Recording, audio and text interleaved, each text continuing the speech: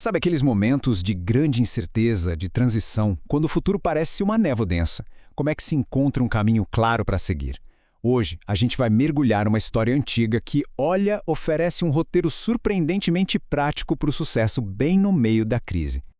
Tem uma história ótica do maestro Benjamin Zender.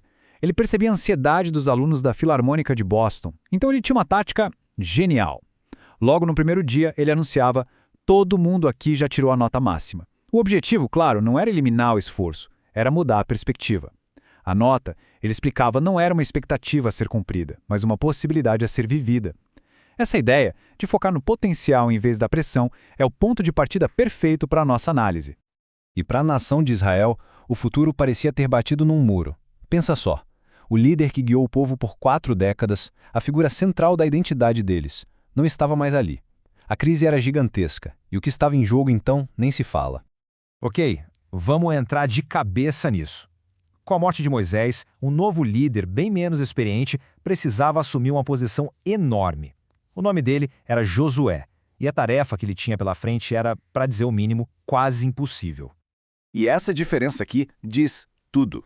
No primeiro capítulo do livro, Moisés, que já tinha falecido, é citado 10 vezes. E sempre como servo do Senhor, um título de honra máxima. E Josué, ele aparece só 4 vezes, e como auxiliar de Moisés. A sombra do antecessor era imensa e a pressão esmagadora. E como Deus responde a essa crise de liderança, a esse medo da nação? Com clareza. Ele não chega só com palavras de conforto, não. Ele apresenta um plano estratégico, um roteiro divino em 4 partes, bem claras e diretas. Olha só que interessante. Esses 4 verbos de ação, atravessar, tomar, dividir e servir, não são só ordens do momento. Eles são, na verdade, a espinha dorsal do livro de Josué inteiro. Cada verbo desses corresponde a uma grande seção do livro. Era basicamente um mapa acionável para o futuro da nação. Um plano de Deus apresentado sem deixar nenhuma dúvida. Mas a gente sabe, né? Um plano, por melhor que seja, só é tão bom quanto a sua base. E a base desse roteiro divino não estava na habilidade de Josué ou na força do povo, mas sim na certeza absoluta das promessas de Deus. E aqui a gente entra num conceito teológico fascinante. No hebraico bíblico existe um tempo verbal chamado de perfeito profético. O que isso quer dizer na prática? Quer dizer que quando Deus promete algo, essa promessa é tão garantida, mas tão garantida, que a própria linguagem descreve aquilo como um fato que já aconteceu, uma realidade que já existe. E essa frase ilustra o conceito de forma brilhante. Repare bem, eu tenho dado. Não é eu vou dar, não é uma promessa futura, é um fato. Nesse tempo verbal hebraico, a ação é tão certa que já é descrita como concluída. Do ponto de vista de Deus, a terra já era um presente entregue. A tarefa de Israel era simplesmente caminhar e tomar posse daquilo que já era deles. Então, o ponto central é este. A certeza não vinha só da palavra prometida, mas da presença de quem estava prometendo. A frase "eu estarei contigo", dita para Josué, era a garantia definitiva. Essa presença transformava o medo em confiança e a incerteza em propósito. Era tudo que aquele novo líder precisava ouvir. Bom, com um plano divino e uma promessa inquebrável, o que mais era necessário? Uma resposta humana bem específica. O sucesso dependia de uma qualidade que precisava ser demonstrada por Josué e por todo o povo.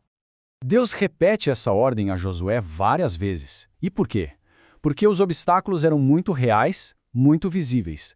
Tinha cidades fortificadas com muralhas que pareciam impossíveis de derrubar, exércitos inimigos preparados para a guerra. Diante de uma realidade tão intimidadora, coragem não era uma sugestão, era um requisito.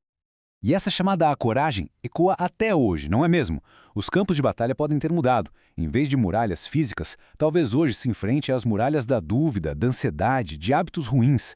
A guerra contra as forças espirituais e as nossas próprias inclinações também exige força e coragem. É muito importante entender que a coragem exigida aqui era, acima de tudo, espiritual. Não se tratava só de bravura militar, mas da fortaleza de ser fiel à palavra de Deus, mesmo quando isso era inconveniente ou impopular.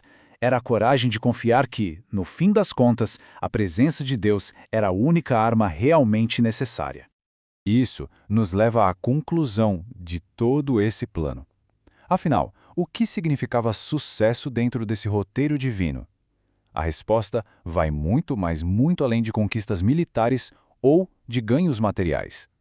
A língua original nos dá umas pistas muito valiosas. Duas palavras em hebraico são usadas em Josué, capítulo 1, para falar de sucesso. Uma é de salak, que quer dizer prosperar no sentido de cumprir o plano original de Deus. A outra é sakal, que significa ser bem-sucedido ao agir com a sabedoria e a prudência que vem de Deus. Juntando tudo isso, a definição bíblica de sucesso fica muito clara. Não se trata de acumular riquezas, se trata de alinhar a vida com a vontade e com os princípios de Deus. O verdadeiro sucesso é viver em harmonia com o design que o Criador pensou para o mundo. E assim, a história de Josué nos deixa com uma reflexão. Diante de um roteiro claro e de promessas garantidas, a única coisa que faltava era a resposta humana. E a pergunta fica no ar: que promessas em nossas vidas hoje estão apenas esperando por uma resposta de fé e obediência corajosa?